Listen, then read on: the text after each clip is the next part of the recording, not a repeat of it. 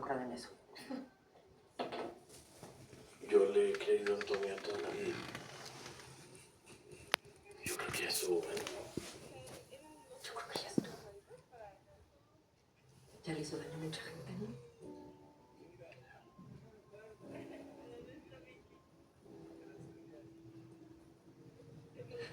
Yo.